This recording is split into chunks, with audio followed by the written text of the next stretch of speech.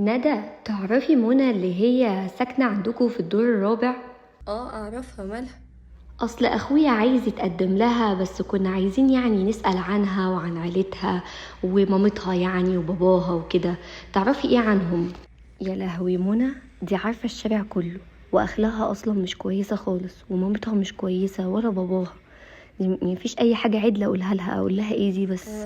لا بصراحة ما اعرفش، يعني انت ممكن تسألي حد تاني غيري. اصلا انا لو اتكلمت عنها هتعتبر غيبة، وانت عارفة الغيبة حرام ومن الكبائر وكده، فبلاش تسأليني انا، ممكن تكلمي حد تاني. تعالوا بقى اقول لكم ان الموقف ده غلط جدا، وندى ما اتصرفتش صح. عندنا مواضع لو اتكلمنا فيها ما تعتبرش غيبة اطلاقا. اول موضع وهو اللي حصل دلوقتي، المشورة.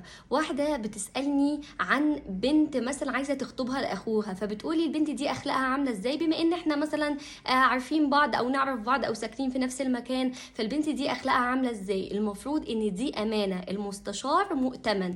يعني ايه؟ يعني المفروض ان انا لو اعرف اي حاجه سواء حلوه او وحشه لازم ارد عليها على طول، وما بالغش قوي في الوحش وما بالغش قوي في الحلو، يعني لازم اقول الامانه والصراحه، ودي ما تعتبرش غيبه. تاني حاجه، المظلوم عند القاضي. يعني واحد ظلمني فانا عايزه اخد حقي، فرحت للقاضي وقلت له فلان ده ظلمني، هل كده انا بغتابه؟ اكيد لا.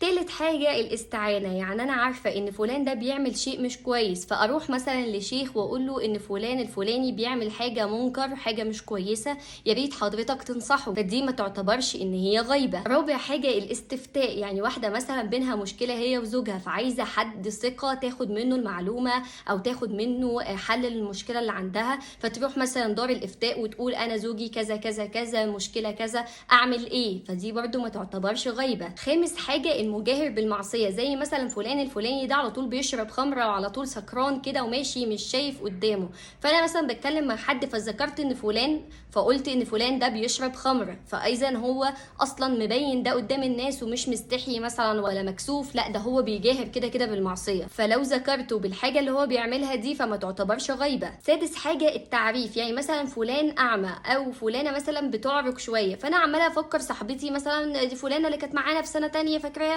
فهي مش فاكراها.